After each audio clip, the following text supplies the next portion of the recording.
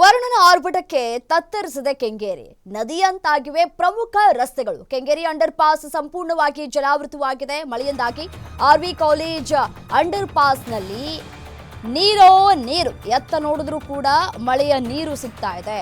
ನದಿಯಂತಾಗಿವೆ ಪ್ರಮುಖ ರಸ್ತೆಗಳೆಲ್ಲವೂ ಕೂಡ. ಸರಿಯಾದಂತಹ ಒಳಚರಂಡಿಯೇ ವ್ಯವಸ್ಥೆ ಆಗಿದ್ದರೆ ಈ ರೀತಿಯಾದಂತಹ ಪರಿಸ್ಥಿತಿಗಳು ಕೂಡ ನಿರ್ಮಾಣ ಆಗ್ತಾ ಇರಲಿಲ್ಲ. ರಾಜ್ಯ ಕಾಲುವೆಗೆ ಸರಿಯಾಗಿ ನೀರು ಸೇರ್ತಾ ಇಲ್ಲ. ಮತ್ತೆ ನೀರನ್ನ ಪಂಪ್ ಔಟ್ ಮಾಡೋದಕ್ಕೂ ಕೂಡ ಸಾಧ್ಯ ಆಗಲ್ಲ. ಪಂಪ್ ಔಟ್ ಮಾಡಿದ್ರೂ ಕೂಡ ಮತ್ತೆ ನೀರು ಸೇರ್ಪಡೆ ಆಗ್ತಾ ಇರುತ್ತೆ. 4 ರಿಂದ 5 ಅಡಿ ನೀರು ನಿಂತಹ ಸಂದರ್ಭದಲ್ಲಿ ಯಾವ ಕಡೆ ಹೋಗೋದಕ್ಕೆ ಸಾಧ್ಯ? ನೀರು ಸರಿಯಾದಂತಹ ವ್ಯವಸ್ಥೆ ಇದ್ದಿದ್ರೆ ಈ ರೀತಿಯಾಗಿ ಆಗ್ತಾ ಇರಲಿಲ್ಲ. ಸ್ಥಳೀಯರು ಕೂಡ ಪರದಾಟವನ್ನ ಪಡ್ತಾ ಇದ್ದಾರೆ. ಆ ನೀರಿನಲ್ಲೇ ಓಡಾಡಬೇಕಾದಂತಹ ಪರಿಸ್ಥಿತಿ ಬಂದಿದೆ. ನೋಡಿ, ಅಂಡರ್ ಪಾಸ್ನಲ್ಲಿ ಯಾವ ರೀತಿಯಾಗಿ ನೀರು ನಿಂತಿದೆ ಅಂತ ಹೇಳಿ. ಈ ಅಂಡರ್ ಪಾಸ್ನಲ್ಲಿ ಯಾರೂ ಕೂಡ ಪ್ರಯಾಣ ಮಾಡೋದಕ್ಕೆ ಬಯಸೋದಿಲ್ಲ. ಹೆಚ್ಚು ಕಡಿಮೆ ಆದರೆ ಕೂಡ ಜೀವ ಹೋಗುತ್ತೆ. ಯಾರು ತಾನೇ ರಿಸ್ಕ್ ತೆಗೆದುಕೊಂಡು ಜೀವನ ಪಣಕ್ಕಿಡ್ತಾರೆ ಹೇಳಿ? ಸರಿಯಾಗಿ ನೀರು ಹೋಗೋದ ಹಿನ್ನೆಲೆಯಲ್ಲಿ ಈ ರೀತಿಯಾಗಿ ಅಂಡರ್ ಪಾಸ್ನಲ್ಲಿ ನೀರು ನಿಂತಿದೆ. 4 ರಿಂದ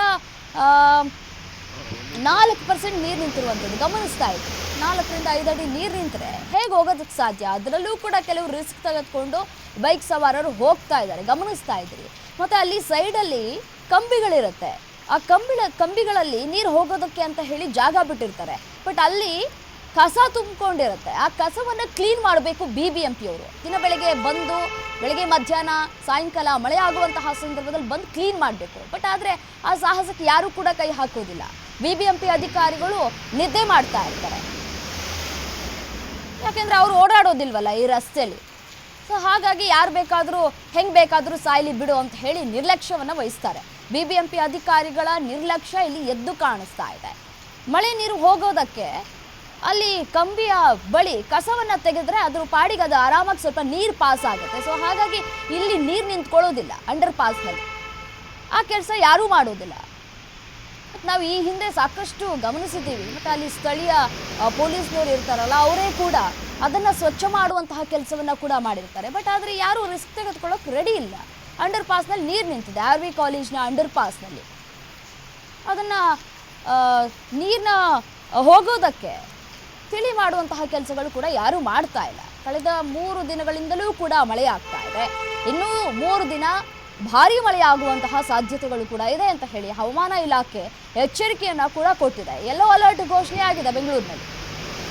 ಆದರೂ ಕೂಡ ಕೆಲವೊಂದು ಭಾಗಗಳಲ್ಲಿ ಎಚ್ಚರಿಕೆಯನ್ನು ತೆಗೆದುಕೊಳ್ತಾ ಇಲ್ಲ BBMP. ಎಷ್ಟೇ ಬಾರಿ ನಾವು ಕೂಡ BBMPನ ದೂಷಿಸಿದ್ರೂ ಕೂಡ ತಲೆ ಕೆಡಿಸ್ಕೊಳ್ಳೋದಿಲ್ಲ. ಪ್ರತಿ ಬಾರಿಯೂ ಕೂಡ ಮಳೆ ಆದಂತಹ ಸಂದರ್ಭದಲ್ಲಿ ಇದೇ ಅವ್ಯವಸ್ಥೆ ಕಳೆದ 10 ವರ್ಷಗಳಿಂದಲೂ ಕೂಡ ಗಮನಿಸ್ತಾ ಇದ್ದೀವಿ. ಇದೇ ಪಾಡು ಅಲ್ಲಿನ ಜನತೆಗೆ. ಮಳೆ ಬಂದರೆ ಸಾಕು, ಅಂಡರ್ ಪಾಸ್ ಕಂಪ್ಲೀಟ್ ಆಗಿ ನೀರು ತುಂಬಿಕೊಂಡು ಹೋಗೋದಕ್ಕೂ ಕೂಡ ಸಾಧ್ಯ ಆಗೋದಿಲ್ಲ. ಆ ಕಡೆಯಿಂದ ಬರೋಕ್ಕೂ ಆಗಲ್ಲ, ಈ ಕಡೆಯಿಂದ ಹೋಗೋಕ್ಕೂ ಆಗಲ್ಲ. ಮತ್ತು ಯಾಕೆ ಬೇಕು ಅಂಡರ್ ಪಾಸ್ಗಳು?